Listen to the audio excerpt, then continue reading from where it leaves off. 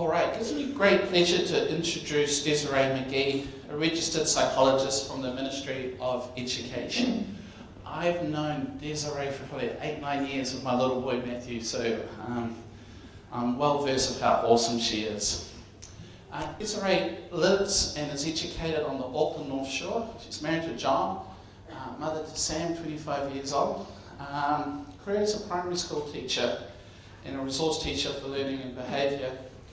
She's been a psychologist for the behavioural service team at the Ministry of Education for 13 years. So I'm pretty sure she's seen everything. So it gives me great pleasure to welcome Desiree. Thank you.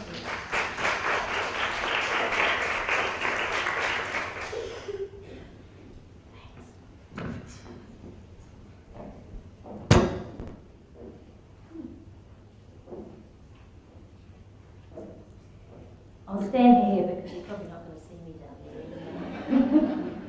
Kia ora koutou, nui atu, kia koe. Me te tono mai, ia hau, I tēnei rā. Kia koe Darren, and kia koe Chris. Thank you for allowing me the privilege of speaking today. Somebody has to from the Ministry of Education when you're talking about these ADHD children. So I have that pleasure today. Didn't start the day too well though. I came in, had a cup of coffee. Well no I didn't because it all spilled out on the floor. So that was number one. No, that was number two. Number one was I forgot to bring my husband's electronic ticket along. And now number three, I've got food on my trousers, so don't look too down. One thing I forgot to say to Chris when he gave me the timetable for this presentation, I saw that I was after lunch. And I had this panic overwhelmed me, and I thought, oh no, in conference talk, that's the graveyard shift. And that's when everyone starts falling asleep. So I will try to make this as informative as possible to keep you all feeling okay once this food settles in your tummy. And thank you for that lunch, it was absolutely magnificent. Ministry of Education. Who are we? What I'd like to do is just present an overview. Ministry, the big picture. In fact, I'm going to make it a little picture because big is, I'd be here all day.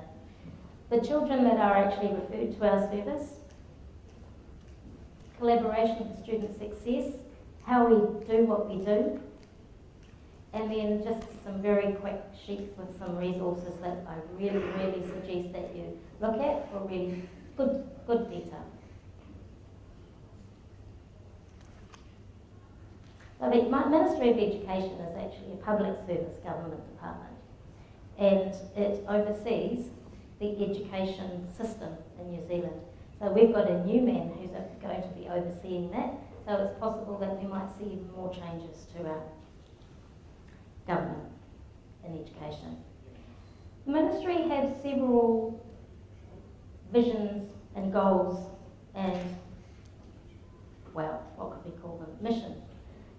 And they say we want to have a fully inclusive education system.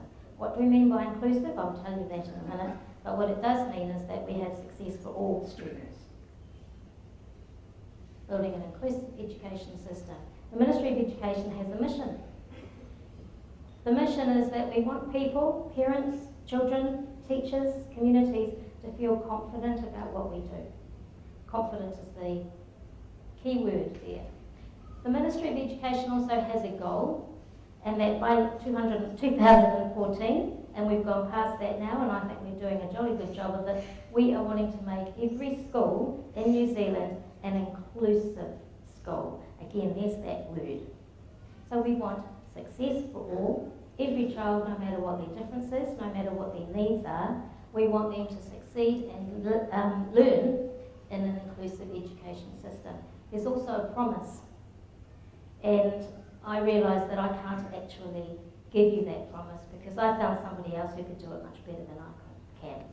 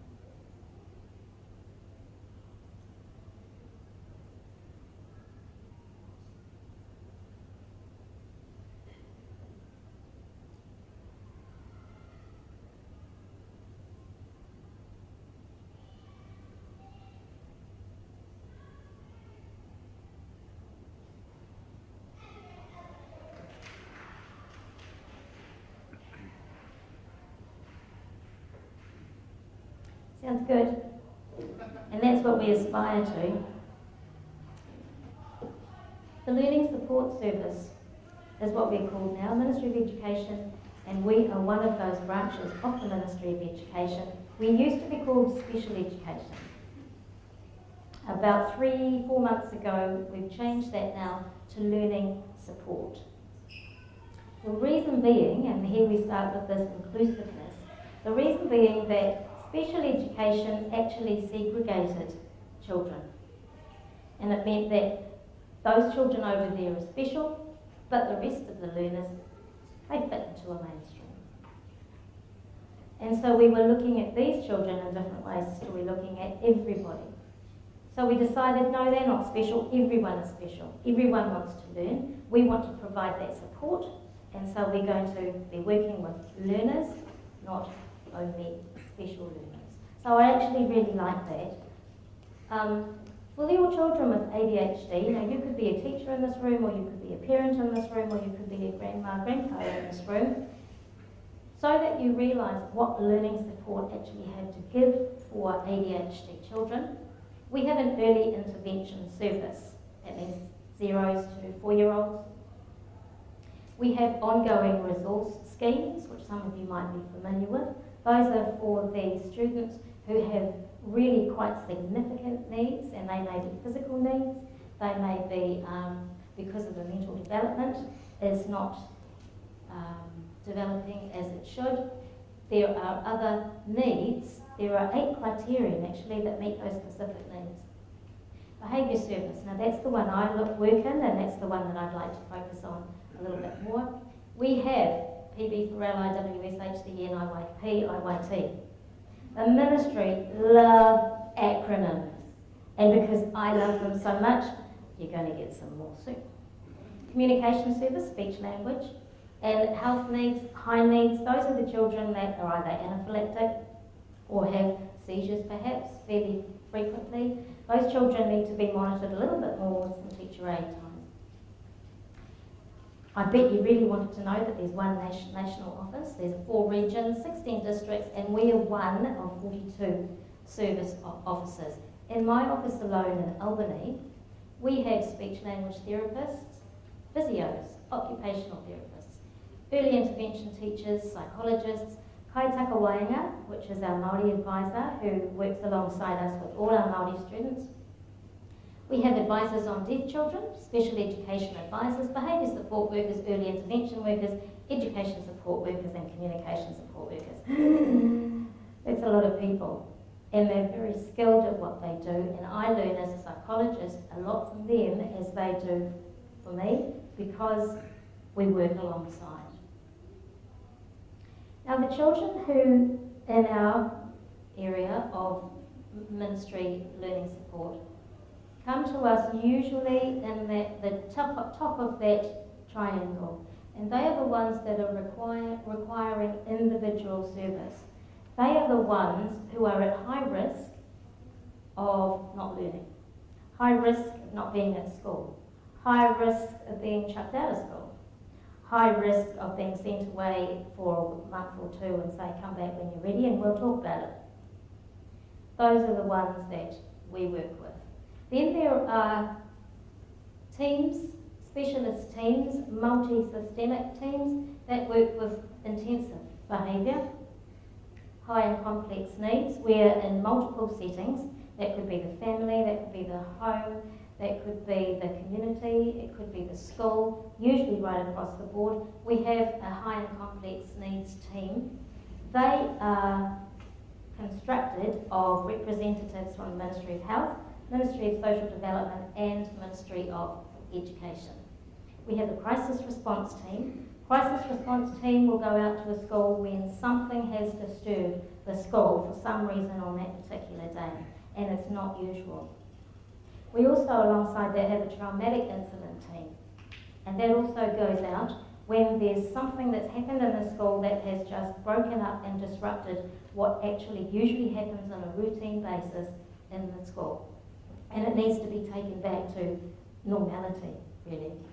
Then we come down to the targeted and preventative parts of the intervention. And this, to me, is where it gets actually really exciting, because we're realising that we come into schools and work with a child that may have ADHD, and alongside that may have ASD, and alongside that may be a whole conglomerate of children with different needs. We come in there, and sometimes I find that for the referrals, the individual referrals I get, I'm repeating myself again and again and again.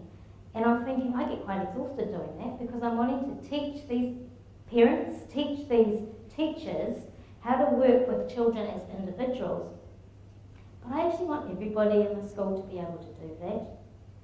And then it's consistent right across the school, and then we don't start all again in the following year. So we have incredible years programs. We have those programs for parents and teachers to develop skills, strategies, interventions to help their individual child with their individual characteristics, quirks I like to call them. And we have school-wide framework wellbeing school toolkit, which also just encourages a school to review what they're doing to make their whole school safe, emotionally safe place to be in. And this is where they get our support. You're probably thinking now, well, I know a child with ADHD. Would our child be able to work with the Ministry of Education? Well, we actually work with the really severe cases that the school are really, really concerned about, that the school is struggling to manage, that the school is finding that this child isn't progressing, we're really concerned, that other children perhaps may be being hurt, that maybe that child might be getting bullied, maybe there are a lot of social situations that that child just cannot manage and cannot cope with or understand. And it's causing a lot of problems. Some of them have really high outbursts that they display, property damage, risk of harm to self or others, they come to us, to our service. There may be mental health issues alongside other issues and challenges that that child is facing. That child might have a lack of social skills, may not be able to regulate themselves in situations where it's just a little bit difficult to manage and I don't know how to, so this is my default, and it's not going to be very nice. And anger outbursts. And, you know, there's been a lot spoken about already about how these anger bursts, what they're like, how we've got to deal with them as the individual needs to be dealt with.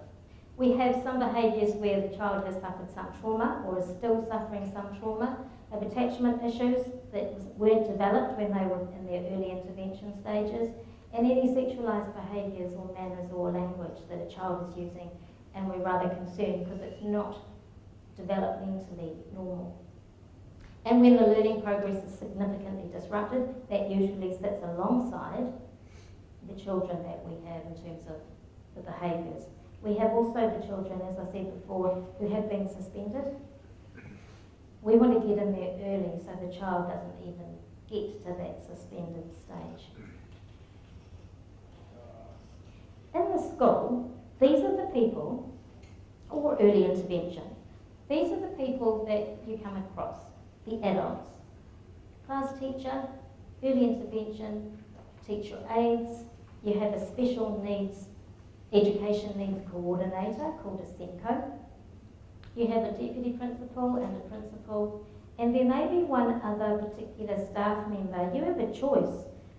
Who am I going to speak to? I'm really concerned about my ADHD child, because he comes back from school saying this, and I keep getting notes from the school now saying this, and it's not good.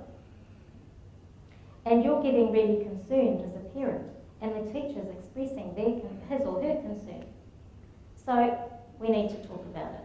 It's gone too far. The earlier we manage it, the better.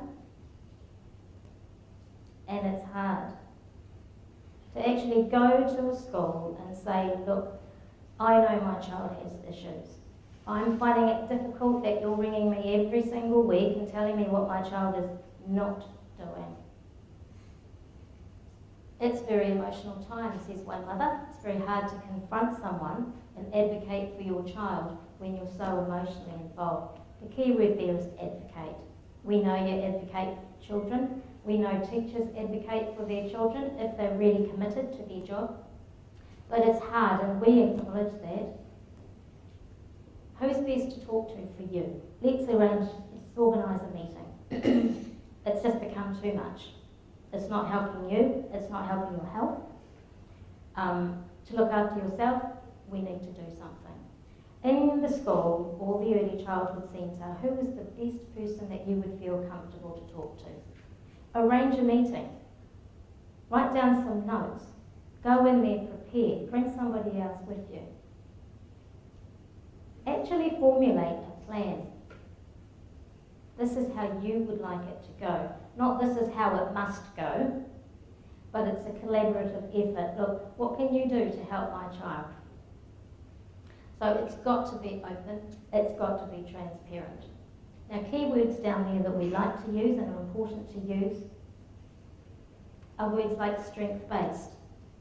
The intervention that we do as psychologists in the Ministry of Education Learning Support, I've still got to get it right myself. Our interventions are strength-based. They don't want to find out, what does your child not know? Look at your child, he's done this, he's done that, he's done that.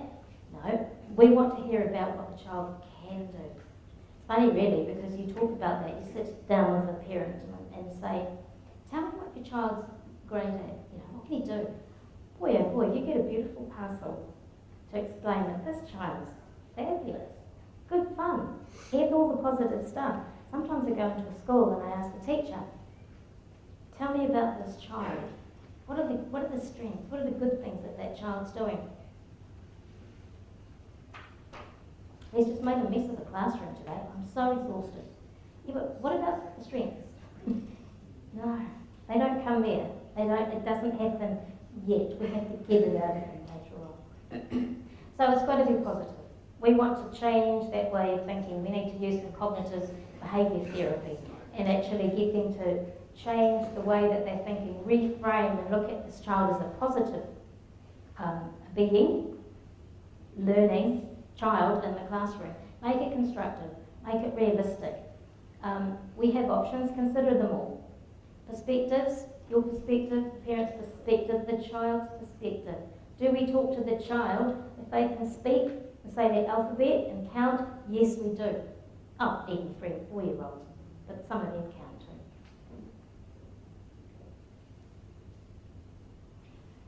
So the referral has gone through to the MoE because you've made that request. You're really concerned, you're sleepless nights, you're finding it really difficult to be positive with your child, things are not working well, have you got any homework? Nah. Those kinds of issues are just building.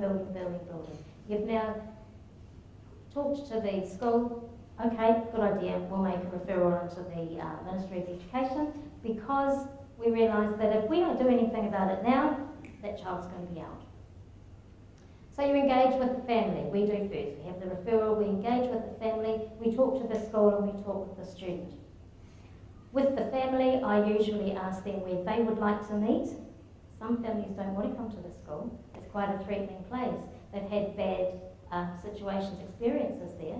So I offer. I say, look, would you like to, can I go and meet at your home? Some parents don't want you to go to their home because it's very untidy, usually, if they're thinking about it, or they're just not comfortable. For someone they don't actually know very well to go to their home. I suggest, look, you might like to meet up at a cafe somewhere, because I love coffee, meet up at a cafe somewhere. I have been really tempted to ask, look, we could always meet up at a vineyard if you'd like, but it hasn't happened, and I think it's a no-go. We can actually, at the same time, as we're assessing, as we're gathering all our information, to get a really holistic picture of this child, not just this child at school, this child in the home, this child in its full community, we may be able to refer to somebody else, another agency, perhaps another psychologist, for help and support. We could refer to a district health board if we felt that that was helpful. We could encourage the parents to go to an Incredible Years program, parent management. We could also encourage the teachers in that school to go to an Incredible Years program for teachers. Now, we develop a plan. Once we've got all our data, if you like, our assessments have been made. I've done some assessments that I felt would be quite helpful. We plan, and we put all this information together. It creates a beautiful picture of this, let's say, ADHD child. All the good stuff, because that's where we're going to work from for our intervention. We do an IBP, an IEP, a PB4L, or a UBRS. Just nod your head if you know what that is. Nod your head, then I know that you're asleep because of that. Monitor, we watch, we see how the plan goes. It's actually the most important part of the intervention, is following up and monitoring. And then we review. We review how it's going. We usually put another plan in place. We support the child if they're going from, say, one class to the other or one school to the other. And we will close when everybody agrees that that is actually what will happen. Just to keep you up to date. You will hear these because it's very often these people in the ministry or in education, they say a lot of acronyms, don't they? An IEP is an individual education plan. An IBP is an individual behaviour plan. I call it individual support plan. I used to call it in-class student support, but then I was told it wasn't appropriate. But the acronym was ICSS. I didn't know what was wrong with that. You're trying to spell, aren't you? ICSS. It wasn't good for me to explain that I was going to work with your child in ISIS. Gee, PB4L. Positive Behaviour for Learning consists of 10 programs. Now, I was saying before about how for New Zealand we want to work with large groups. Sorry, I'll just keep croaking. We want to work with large groups of people rather than individually. So your children can then be seen in a full classroom, in a full school, not to be pointed at as a one individual. There's quite a few things wrong here, we need to fix them up. No, we're going to teach every teacher in that school how to work with not only that ADHD child, but with all the children. Understanding behaviour, responding safely, that's what we've just started doing in Auckland, and for me in Albany and in my schools around the Glenfield area. It's a full day's program for teachers, and it's fun. I'm really enjoying it. I don't know about the teachers, but I love it. And it talks very much about proactive, preventative. Let's get in there first, let's look at the triggers, let's find out why is this child behaving the way he or she is. Why? What's the underlying reason? For every behaviour, there's a reason. But teachers often can just see the behaviour and blame the behaviour, or that child is naughty. Sorry, John, I pointed at you there, I shouldn't have.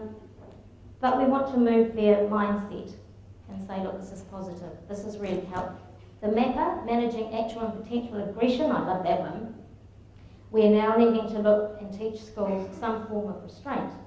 If it ever went to that place where there's imminent risk of harm to the child or to others, there are special ways that we can actually restrain children, but that would be the last resort. So sometimes your child might have a teacher aide. They're not glued. We don't encourage a teacher aide in a class to be glued to a child. Particularly the older ones, they don't want to know. They don't want to know that person because they're fine. They're just like everybody else. I don't want to be different.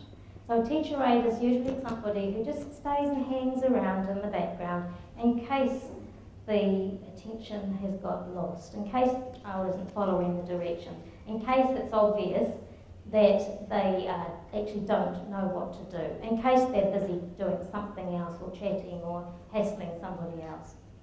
The teacher aide is there to support, but the teacher aide is there to support and assist the teacher first.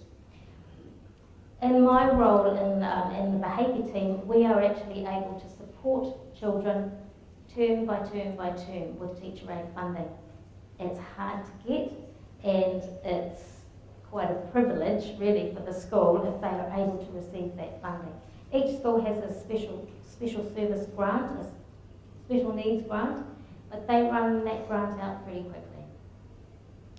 They work alongside the plan that we put in place, and they also support and monitor and help to give me some information. Like, this child's getting much better, he's focusing much more on class. How do you know that? How much time? He started on about focusing for 10 minutes. Tell me how long he's focusing for now that we've started this intervention. 20 minutes. Fantastic. The intensive wraparound service, I'm working with children at this level on that triangle. These ones are right at the tip of that triangle. They are the ones where right across the home environment, the school environment, and the community, this child has a lot of challenges in all those things. And so we can actually develop and apply for a multi-systemic, multi-agency support. Whenever the whole plan is drawn up, it's the parents, and this is what I really like, it's the parents' wish is the very first thing that we consider. Not what the teacher wants or what should be, no, it's the parents' wish. And we've got to work alongside to find out, okay, this is the parent's the important one for this child. We're going to listen and we're going to act on that. We will monitor every month. We will review. A final review usually 2 years later. If needed though, there's some flexibility there and we can support for longer. So there are a lot of ways.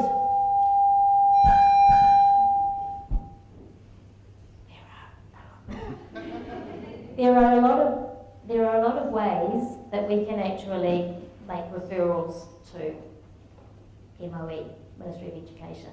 And it's not only for children with ADHD in the classroom, it might also be for that child to do some correspondence work based in Wellington. It might also be because this child has some illness or has been away, missed some school, and so goes to regional health school for a while. It may be that the child is also part of a one-day school, and the Ministry of Education will support for those highly gifted children. We have the ongoing resource schemes. We can even apply for transport for a child that can't get to school, where the family just cannot afford to get that child to school, or that child's not so good in a bus because there are too many others in it. School High Health Fund, they can also apply for that. It's a type of force funding. And the resource teachers for learning behaviour, and there's that triangle again. Gosh, you've got to have a good imagination, don't you? Sorry. And then that second strip, can you see that? That second strip? That's the one where the RTLB will work in. Those ones that need closer support in terms of their learning, but also they have some management struggles and challenges as well. Now here I include some websites that I would suggest you on the right. They'll be receiving the slides. Is that right? They will be coming. Yep. Now another one, if you could add, which isn't there and I've just noticed and found, is actually education.govt.nz. Now that one will give you a whole lot of information about, and in fact 2 people have already asked me today about information that would be set up and thoroughly written up on that website. These websites also provide a whole lot of information for you, teachers, parents, a whole lot of information about what can I do, where do I go to, and teach me something else, please, because I don't know. They're superb for that. And really, I guess, he waka eke noa, we actually are all heading in the same way.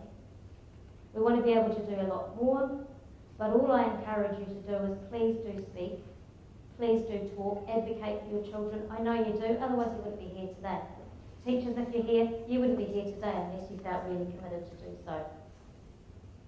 We want to teach our children what they're all about, guide them, strengthen them, so that we can all navigate our way in the right direction. And all I'd say is please keep hold of your oar, because if you drop it, we're going to go a little bit wobbly. So ngā mihi, kia koutou,